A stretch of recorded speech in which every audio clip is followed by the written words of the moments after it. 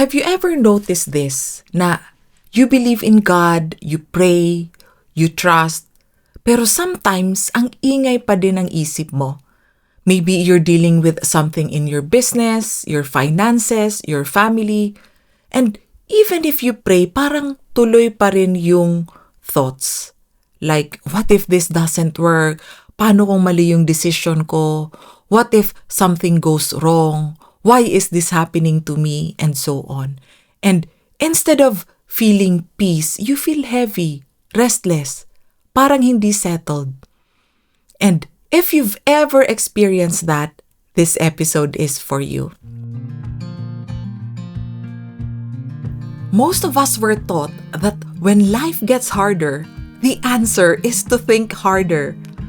But many of the biggest breakthroughs in my life didn't come from thinking more. They came from understanding the mind and learning how to quiet it. If you're a business owner, leader, or professional dealing with stress, uncertainty, and the challenges that come with growth, you're in the right place. In this podcast, I share realizations about life, work, and the mind, and how quieting the mind helps us think more clearly, make better decisions, and take focused, effective action. Welcome to Realizations with Clarissa. Kasi minsan ganito yung nangyayari. You pray, you surrender, but after that, bumabalik yung thoughts, paulit-ulit, trying to figure things out, trying to control the outcome, trying to prepare for the worst. And hindi mo naman gustong mag-overthink, pero parang automatic siya. Ito yung napansin ko sa sarili ko at sa maraming tao, even people who are very spiritual, prayerful, faithful, still experience stress, worry, overthinking, emotional heaviness. Diba? Lahat tayo nakaka-experience niyan. And not just internally. Nakikita ko rin to sa relationships ng mga tao. And I noticed this in myself before na mabilis mainis, mabilis magalit, mabilis mairita, mabilis mawala ng patience. And for a long time, this confused me. Kasi if someone has a strong faith, why do we still feel this way? And I realized it's not because kulang ang faith. It's because the mind can get very reactive. And there's something important to understand here. Your faith and your mind are not the same thing. You can believe in God and still get pulled by your thoughts. You can trust and still anxious pa rin ang pakiramdam mo. You can be loving and still be judgmental and critical sa ibang tao. Not because you're doing something wrong, but because the mind has its own patterns. This is actually part of why I feel called to do this work. Because over the years, I've met so many people who are good people, spiritual people, people who believe in God. But at the same time, they feel stressed, overwhelmed, stuck, and unhappy. And often they're struggling in how they respond to other people and situations. And sometimes they think something is wrong with them. Or worse, they think maybe their faith is not enough. But what I've seen is this. It's not about lacking faith. It's about not seeing how the mind works. And I've seen this not just in other people but in myself. Kasi kahit gaano kalakas ang faith mo, if your thoughts are constantly negative, constantly worried, constantly judging, constantly anticipating problems, it affects how you feel. And this is where responsibility comes in. Hindi blame, but responsibility. Because we may not control every thought that appears, but we can learn to notice them. We can learn not to be carried away by our thoughts. And that's something I've really noticed in my own life. When I learned how to quiet my mind, that's when I started to feel God's peace more consistently. That's when I began to see more clearly what God might be teaching me in different situations. Parang mas nagiging clear yung message niya. Parang nagiging clear yung direction na kailangan kong sundin. Lagi namang andito ang guidance ni God, pero before natatakpan siya lagi ng ingay ng isip ko. And there's a verse that always moves me. Be still and know that I am God. And for me, this connects deeply to what we're talking about today, because when the mind becomes still, that's when it becomes easier to actually feel God's presence. And another thing I noticed, when my mind is quieter, I feel more confident. Not because everything is perfect, but because I'm no longer being pulled down by fearful thoughts. Na instead of overthinking, delaying, doubting myself, I'm able to take action. And over time, those actions allow me to move forward in my life and work. And for me, this is deeply connected to my calling. Because I know I'm here to help people, to share this work, to guide others. But before, there were so many thoughts that would hold me back. What if I'm not good enough? What if people don't listen? What if this doesn't work? And if I kept following those thoughts, I would not be doing what I'm doing now.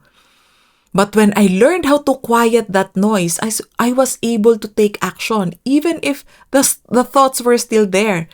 And that's what allowed me to move closer to fulfilling my calling. Kumbaga parang sinasabi sa akin ni God, oh Clarissa, get out of your head, get out of the way, and let my message come out through your work. And here's something I personally believe. One way to see our growth in our spiritual life is how we respond to challenges. Because challenges will always be there. But how we respond, that's where we can see the difference. And many people, even those with strong faith, kapag may challenges, they feel heavy, hopeless, overwhelmed, at nangyari na din yan sa akin before. And again, hindi dahil kulang ang faith, but because the mind gets pulled into fear, into worry, into negativity. And when we strengthen our mental fitness, we're able to respond with a more positive mindset instead of immediately feeling stressed, upset, or overwhelmed. We're able to pause. We're able to see more clearly. We're able to see what God might be teaching us through those challenges. And we're able to access God's wisdom when we have a quiet mind. And I understand some people have this concern na parang masyado naman yan about the mind and about the self. Baka hindi na niya nagre-rely kay God. And I've heard that. And honestly, valid yung concern. Because we want to stay aligned with our faith. But this is what I have seen. Mental fitness is not about replacing God. It's about becoming more aware of the thoughts that can pull you away from God's presence. Because when the mind is noisy, kapag non-stop yung thinking, it's harder to feel God's peace. It's harder to access God's wisdom. Kung ano-ano na naisip natin. It's harder to see God's guidance. But when the mind becomes quieter, many people actually experience the opposite of what they fear. Kasi they feel more calm, more present, more connected, and more thankful. And here's the important part. You don't have to change your belief. You don't have to adopt a new belief system. You don't have to choose between your faith and mental fitness. Because they're not opposing each other. They can work really well together. which also reminds me of another verse that I reflected on, na be transformed by the renewing of your mind. And for me, that's thinking in ways that bring us closer to God's peace and wisdom. And in fact, I've worked with people who are deeply spiritual and people who are not spiritual at all. And what I've seen is this. When people learn to settle their mind, pareho yung nafe-feel nila. They feel peace, clarity. They have better decisions.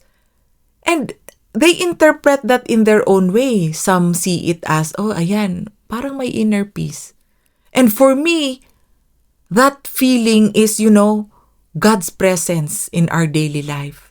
Not just thinking about God, not just mentally believing in God, but actually feeling God's peace every day, even when we have challenges.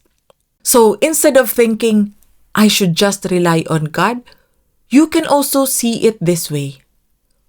We've been given the ability to notice our thoughts and not be controlled by them. And mental fitness is simply practicing that. So maybe the question is not, is this replacing my faith? But what happens when my mind becomes quieter? Do I feel more restless or more at peace? Do I feel more disconnected from God or do I actually feel more of God's presence? More guided ako, more able to act on what I feel called to do. And if you want to experience this more, if you want to understand your thinking patterns and learn how not to get carried away by your thoughts and start accessing more calmness and clarity in your daily life, you can join the 7-day mental fitness challenge. It's a simple, practical way to start training your mind so you can show up with more presence and better thinking. Not just sa sarili mong buhay, kundi para sa work mo at sa relationships mo. You can find the link in the description below. And as always, you don't have to figure everything out today. Maybe just notice what happens when you're not being pulled by every thought. Kung nakaka-relate ka sa episode na to, follow or subscribe to the podcast so you don't miss future episodes. And if you know someone who might find this helpful, feel free to share it with them. And thank you for spending this time with me. I'll see you in the next episode of Realizations with Clarissa. And keep building your mental fitness. Because a stronger mind helps us live better and work better.